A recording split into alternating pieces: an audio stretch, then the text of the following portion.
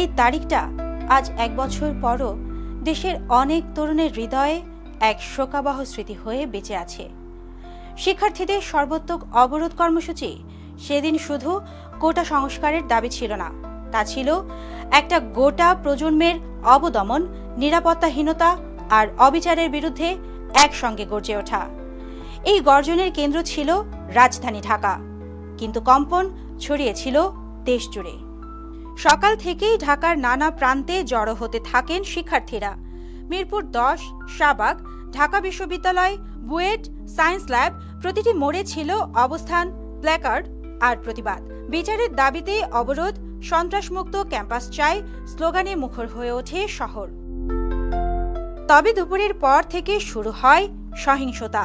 মিরপুরে পুলিশের সঙ্গে শিক্ষার্থীদের ধাওয়া পাল্টা ধাওয়া, টিয়ারশেল, রাবার বুলেট, লাঠিচার্জে রাস্তায় পড়ে যান অনেক শিক্ষার্থী। শাহবাগে বুয়েট, মেডিকেল ও ঢাকা বিশ্ববিদ্যালয়ের শিক্ষার্থীদের উপর টিয়ারশেল ছোড়া হয়। ঢাকা মেডিকেল কলেজে তখন আহতদের ভিড়। সায়েন্স ল্যাব থেকে কাকরাইল পর্যন্ত পুরো রাস্তায় মোতায়েন হয় সোয়াত টিম। যান চলাচল একদম থেমে যায়। এই শহর যেন তখন আর কোনো রাজধানী নয়, একটা অবরুদ্ধ যুদ্ধক্ষেত্র। অনেক নিরীহ আন্দোলনকারীরা সেদিন পুলিশের নির্মম অত্যাচারের শিকার হয়েছিল। তবে সেদিন সবার মনে গভীরভাবে দাগ কেটেছিল একটি নাম, মুগ্ধ। রাজপথে তৃষ্ণার্ত আন্দোলনকারীদের জন্য পানির বোতল হাতে ছুটে বেড়াচ্ছিলেন মুগ্ধ। পানি লাগবে, পানি! এই আর্ত চিৎকারে যেন গর্জে উঠেছিল মানবতার ডাক। তার একমাত্র লক্ষ্য ছিল আহত বা ক্লান্ত হয়ে পড়া সহযোদ্ধাদের প্রাণ ফিরিয়ে দেওয়া। কিন্তু সেই মানবিক চিৎকার থেমে যায় হঠাৎই নির্মমভাবে। পুলিশের ছোড়া বুলেটে রক্তাক্ত হয়ে সেদিন মুহূর্তেই রাজপথে লুটিয়ে পড়ে মুগ্ধ। পানির বোতল তখনও তার হাতে, আর চারপাশে ছড়িয়ে পড়ে স্তব্ধতা। 18 জুলাইয়ের সবচেয়ে বিতর্কিত ঘটনা ঘটে বিকেলে রাজধানীর রামপুরায়। রাষ্ট্রীয় টেলিভিশন বিটিভির মূল গেটে হামলা চালানো হয়। বাইরের গেট ভেঙে ভেতরে ঢুকে পুড়িয়ে ফেলা হয় গাড়ি, মোটরসাইকেল। ভাঙচুরের কারণে বন্ধ হয়ে যায় বিটিভির সম্প্রচার। শুধু ঢাকা নয়, সেদিন আন্দোলনের উত্তাপ ছড়িয়ে পড়ে দেশের 47টি জেলায়। রাজশাহী বিশ্ববিদ্যালয়ে দিনভর সংঘর্ষ চলে। কুমিল্লা ও পাবনায় শিক্ষার্থীদের সঙ্গে সরকার সমর্থক কর্মীদের মুখোমুখি সংঘর্ষ হয়। সাতক্ষীরায় পরিস্থিতি সামাল দিতে নামানো হয় বিজিবি। নীলফামারী, ঠাকুরগাঁও, কুষ্টিয়ায় অবরোধ করা হয় রেলপথ ও সড়ক। সব জায়গায় একটাই বার্তা, বিচার চাই, নিরাপদ ক্যাম্পাস চাই।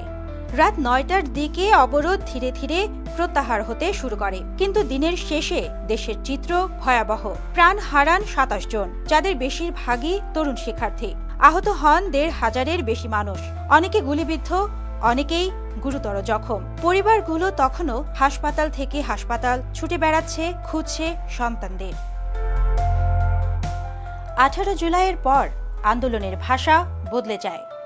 কোটা সংস্কারের বদলে মুখ্য হয়ে ওঠে সহিংসতার বিচার।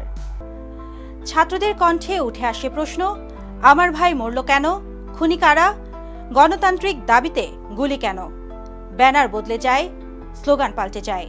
সরকার আশ্বাস দেয় তদন্তের, শান্তিপূর্ণ প্রতিবাদের প্রতি সমর্থনের কথাও জানায় তৎকালীন প্রধানমন্ত্রী। কিন্তু জনগণের সামনে মেলেনি কোনো তদন্ত রিপোর্ট বা কোনো বিচার। 2025 সালে দাঁড়িয়ে প্রশ্ন থেকে যায়, এই ঘটনার মূল কি শুধু 27টা তরুণ প্রাণ, নাকি এটা ছিল ভবিষ্যতের ছাত্র আন্দোলনের জন্য এক সতর্ক সংকেত?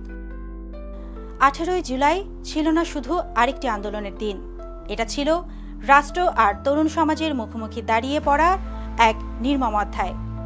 দিনটি রয়ে গেছে এক প্রজন্মের ক্ষোভ হয়ে, সময়ের দলিল হয়ে। আর ইতিহাস বলে, এমন দিনগুলোকে ভুলে গেলেও তারা আমাদের সামনে ফিরে ফিরে আসবেই।